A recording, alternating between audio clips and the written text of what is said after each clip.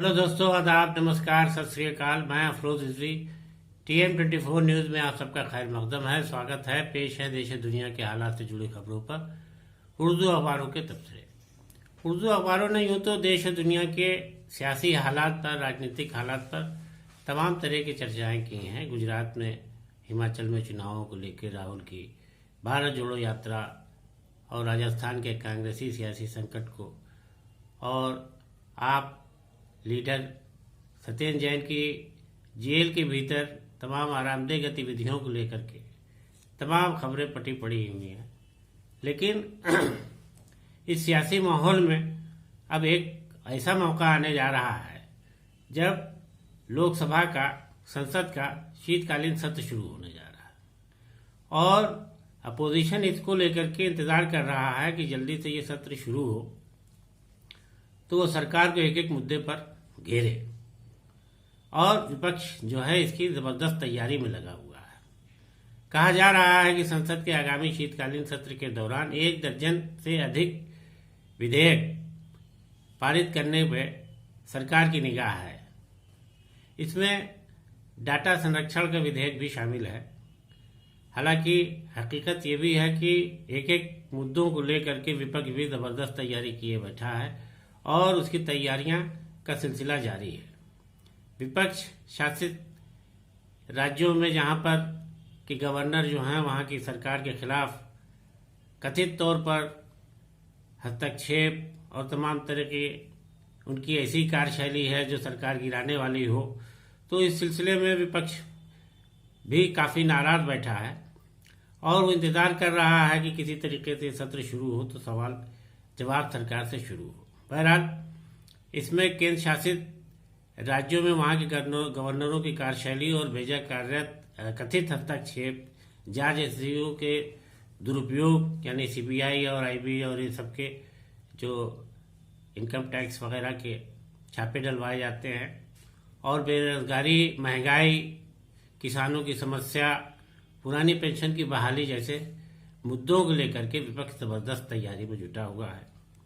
तो देखना बड़ा दिलचस्प होगा कि जब सत्र जल्दी शुरू होने जा रहा है, शीतकालीन सत्र लोकसभा का, संसद का, तो अब ये बड़ा दिलचस्प होगा कि किस तरीके से सरकार एक एक मुद्दों का जवाब देगी। हालांकि सूत्रों से ये भी पता चला है कि संसदीय कार्य मंत्री ने भी इसकी तैयारी शुरू कर ली है। संसदीय कार्य मंत्री अर्जुन राम मेघवाल ने इस सिलसिले में कोशिश शुरू की है कि सत्र को पूरा सुचारू रूप से चलाया जाए और सरकार भी उसमें हर तरह के मुद्दों पर अपनी तरह से जवाब दे और विपक्ष से संतुष्ट हो। लेकिन बहरहाल अभी तक जितने भी सत्र चले हैं उनमें यही देखा गया है कि सरकार जो है ज़्यादातर मुद्दों पर ठोस और उचित जवाब देने में नाकाम रहती है और सरकार से विपक्ष खुश नहीं रहता। बहरहाल अब तो वक्त आने पर पता चलेगा कि कौन सा मुद्दा उसके गले की हड्डी बन गया और इस सत्र में कब हंगामा शुरू हो गया और कब क्या हुआ, इससे इनकार नहीं किया जा सकता। इस पर अब सबकी निगाह रहेगी और सब चाहते हैं कि सरकार आवाम से जुड़े मुद्दों पर सही जवाब दे और अपनी सही कार्यशैली को सामने लाए।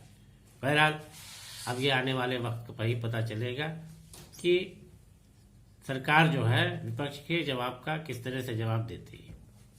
और उधर सरकार के तमाम अपराध पर कंट्रोल के दावे और तमाम देश को सुचारू रूप से चलाने के दावों के बावजूद भी अपराध नहीं कम हो रहा है।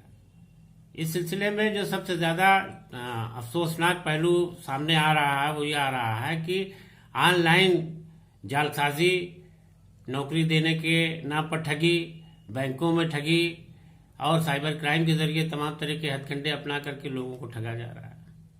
एक दौर था जब लोग लूटपाट और ठगी के लिए चोर और डाकुओं को ही जानते थे और वो जल्दी सामने नहीं आते थे, लेकिन आज का दौर बदल गया है। इस पढ़े लिखे युग में अब पढ़ा लिखा ही इंसान कब किसके साथ बड़ी ठगी कर जाए इससे इनकार नहीं किया जा सकता। यूपी की राजधानी में इस तरह की खबरें, यूपी की राजधानी लखनऊ में इस तरह की खबरों की बाढ़ आ गई है। ऐसा लगता है कि सारा क्राइम यहीं हो रहा है। दरअसल इस सब के पीछे जो असल वजह बताई जाती है वो बेरोजगारी बताई जाती है कि आज का लड़का कंप्यूटर जान गया है और तमाम मोबाइल पर सब ऐप समझ गया है, तो वो उसके जरिए लोगों से किस तरह से ठगी कर रहे हैं, किस तरीके से ऐप बना करके नौकरियों देने का झांसा दे करके, विभागीय लोग भी इसमें शामिल हैं, तो किस तरह से हो रहा है, बहुत ही खौफनाक मंजर अख्तियार करता जा रहा है। सरकार इस सिलसिले में क्या कर रही है, क्या नहीं कर रही है, दावे तो तमाम होते हैं कि बहुत रोजगार दिया जा रहा है, ये किया जा रहा है, लेकिन इस क्राइम पर कंट्रोल नहीं हो रहा है। पुलिस के आला महकमे के भी अफसरान आए दिन साइबर क्राइम को लेकर के और उसमें तमाम सेल बनाए हुए हैं, लेकिन वाकयात रोज सुनने को मिलते हैं। लखनऊ में कई ऐसे वाकये हुए हैं। इसमें हम सबसे पहले रोशनी डालेंगे आयकर विभाग में, लखनऊ के आयकर विभाग में किस तरीके से फर्जी घोटाले किए गए हैं नौकरी देने के नाम पर, और किस तरह से लाखों लोगों को ठगा गया है। लखनऊ के आयकर विभाग में ही बड़े पैमाने पर फर्जी अपॉइंटमेंट किए जाने का मामला सामने आया है। राजधानी में छपी इन खबरों के मुताबिक कि आयकर विभाग में फर्जी इंटरव्यू कराए गए और फर्जी लोगों को नियुक्ति पत्र दिया गया है। अब इस तरीके की जांच पड़ताल शुरू कर दी गई है, लेकिन अब जांच में क्या सामने आएगा। लेकिन बताया जाता है कि 22 फरवरी को आयकर विभाग की वेबसाइट पर किसी ने ये मैसेज डाला था कि आयकर विभाग में नियुक्तियों के नाम पर घोटाला हो रहा है, जिम्मेदार इस पर गौर कर ले, लेकिन उसकी अनदेखी की और उस पर ध्यान न देने के नतीजे में आज ये हुआ है कि वहाँ पर लोगों के साथ लंबी ठगी की गई। बड़ी बड़ी रकम लेकर के नौकरियां दी गई हैं, लेकिन अब वो अपॉइंटमेंट लेटर लेकर के विभाग में घूम रहे हैं और उनको कोई जवाब नहीं मिल रहा है। लेकिन बहरहाल मामला संगीन है, शासन की नाक के नीचे का है। समझा जा रहा है कि इसमें कोई न कोई बड़ी कार्रवाई होगी, मगर इनकम टैक्स जो है डिपार्टमेंट के कान पर कोई जू नहीं रह गई। और समझा जा रहा है, चर्चाएं की जा रही हैं कि बगैर विभाग के लोगों के मिलीक भगत के ये कार्य अंजाम नहीं दिया जा सकता। तो बहरहाल इस तरीके से पढ़े लिखे लोग ही जो है अपने इर्द गिर्द के लोगों को ठग रहे हैं। ये बहुत ही हैरत अंगेज और बहुत ही दुख की बात है, और इस पर जो बहुत खतरा नजर आने लगा कि इंसान किस पर भरोसा करे, कितना भरोसा ना करे। सरकार की नाक के नीचे ये सब हो रहा है। अब इस पर कैसे कंट्रोल हो सकेगा, ये सब बहुत ही देखने लायक की बात है। सरकार को इस पर जो है सख्त कदम उठाना पड़ेगा। लखनऊ की राजधानी लखनऊ के गाजीपुर क्षेत्र के रहने वाले सुनील कुमार नामक युवक के नाम से बैंक से हजारों की ठगी कर ली गई। उसका पैसा किसी ने ये कह के उड़ा लिया कि आपका बैंक अकाउंट जो है और ठीक करना है, और उसमें कुछ जो है आपका जो है पैसा बढ़ के जाना है, कैश क्रेडिट कार्ड में आपकी लिमिट बढ़ानी है, और अपना आप हमें कुछ जानकारी दे दी है। इसके आधार पर सुनील ने अपनी सारे बैंक अकाउंट नंबर वगैरह सब उसको टैली करा दिए जो उसने मांगा, और जब उसने देखा तो उसके पास मैसेज आया कि उसके जो भी पैसे बैंक में थे सब उड़ा लिए गए। उसका 20,000 से ज़्यादा रुपया उड़ा लिया गया। बहरहाल इस तरीके के मामलों को लेकर के लोग अब सहमे हुए हैं राजधानी में, और राजधानी में तो लगता है जैसे बाढ़ सी आ गई है इस तरह की खबरों की। तो अब ये जो है इस तरह वाकयात को लोग लेकर के दहले हुए हैं कि उनके साथ कब बैंक पे क्या हो जाए। बैंक वाले भी इसमें कोई अपने ग्राहक की बहुत मदद नहीं करते, सिर्फ एक मैसेज दिया करते हैं कि आप अलर्ट रहिए, आप अलर्ट रहिए, अलर्ट रहिए, लेकिन वाकयात रोज़ हो रहे हैं जो बहुत ही खौफनाक रूप लेते जा रहे हैं। और उधर चीन में एक बार फिर बहुत ही संगीन हालात पैदा हो गए हैं। कोविड को लेकर के जहाँ सख्ती शुरू की गई थी, वहीं पर एक बिल्डिंग में आग लगने से 10 लोग मर गए, और घर के बाहर कोई मदद के लिए नहीं आ पाया। उस बिल्डिंग में फायर ब्रिगेड भी नहीं पहुंच पाया। तो इससे वहाँ के आवाम में बेइंतहा गम गुस्सा है और नाराज़ हैं, और लोग अब इस तरह इसके खिलाफ विद्रोह पर उतारू हो गए हैं।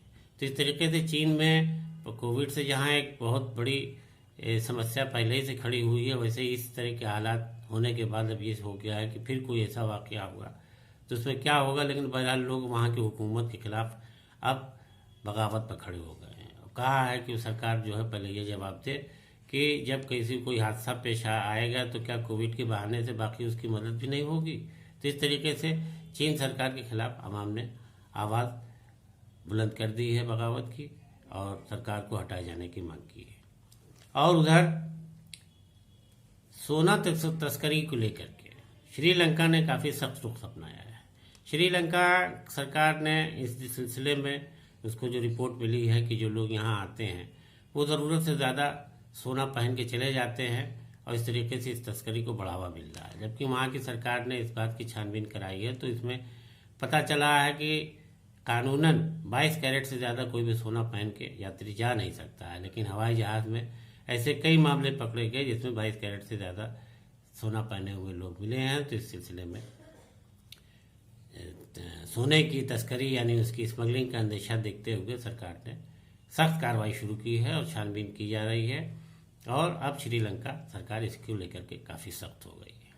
तो दोस्तों आज के तबसरे में इतना ही, दीजिए इजाज़त, नमस्कार, आदाब।